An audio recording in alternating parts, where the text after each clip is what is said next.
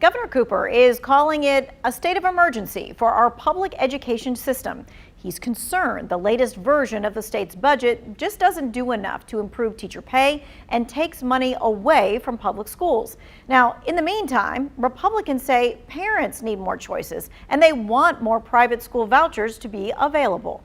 Governor Cooper is visiting public schools across the state, hoping to highlight the needs. Today, Governor Cooper's stop was at Haw River Elementary in Alamance County. It's all in an effort to get voters to act. I'm here to encourage people, everyday North Carolinians, business people, parents, educators, to encourage the legislature to do better. I'm worried about money being diverted. It's being diverted to private school vouchers for people at any income level. And they've set aside more than $3 billion for investment in people who are sending their children to private school. Well, the debate is over private school vouchers, provisions, and funding to expand North Carolina's Opportunity Scholarship Program are included in the latest versions of the state's budget proposal. The Opportunity Scholarship Program is funded by taxpayer dollars to give lower-income families the opportunity to send their child to a K-12 private school. In the proposed budget, the scholarship program would be open to families at any income level.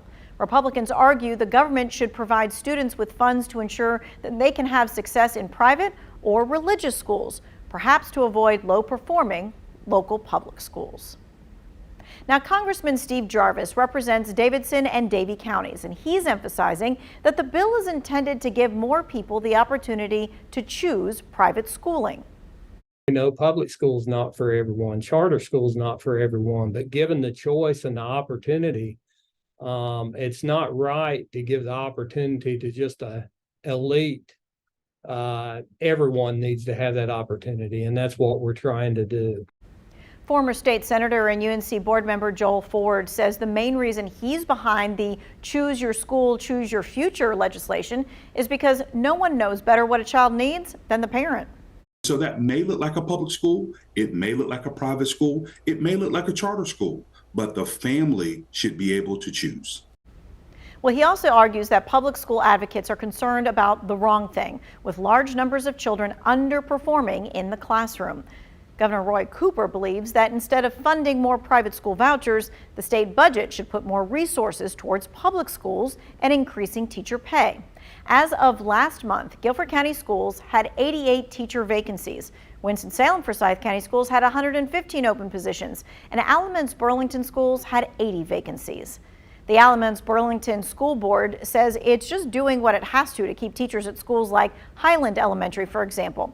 To pay for it, the district wants to eliminate positions where some staff have retired so that they can move money elsewhere. That money will go to teachers and coaches and will allow the district to hire athletic trainers at all high schools. It would also lead to increases to teacher supplements of $500 a year. Sabra Harrelson is one of more than 80 teachers who's retired from ABSS as of Monday. After teaching for 32 years, she says the stress was just too much, and she hopes the raises will boost morale for other educators. Definitely need better pay to get the best qualified teachers. And we lose a lot of teachers to Guilford County and other counties that pay more supplements. So help us retain the teachers that we have. In order to pay teachers more, it'll cost the district positions in other areas.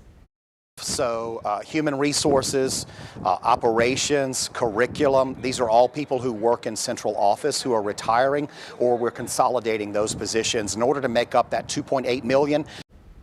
$2 million of that comes from a reduction of 32 teaching positions from the elementary and high school level. The district says the reductions would set the district up to have about 25 students per teacher, which aligns with the state's allotment. An Eastern Alamance high school teacher says this could negatively impact students, and it has her worried.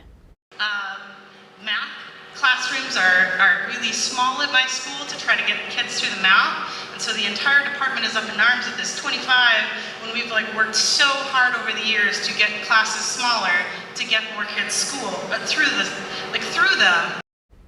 To be clear, the school district says it is not getting rid of any teachers, but they are consolidating 32 positions and moving them to other schools that have greater needs. The change goes into effect July the 1st. Now, both Guilford and Winston-Salem-Forsyth County included money for staff pay in their proposed upcoming budgets. The GCS budget includes more than $77 million for frontline worker pay increases. Now, this includes staff in custodial, school nutrition, plumbing, electricians, and maintenance. They also include $10 million to increase teacher supplements. The County Board of Commissioners is holding a public hearing about the budget on June the 1st. Winston-Salem-Forsyth County wants about $4.5 million for pay increases for office staff, bus drivers, maintenance workers, and anyone not required to have a license. County commissioners are now considering that proposal. In the past year, we've seen Guilford County schools, Alamance Burlington schools, and Charlotte Mecklenburg schools have all gotten new superintendents. There's a trend of superintendents deciding to step down all across the country. Ben Thomas explains. What's causing so many school leaders to leave their jobs? Let's connect the dots. Recent data shows nearly half of the 500 biggest school districts have undergone leadership changes since March 2020.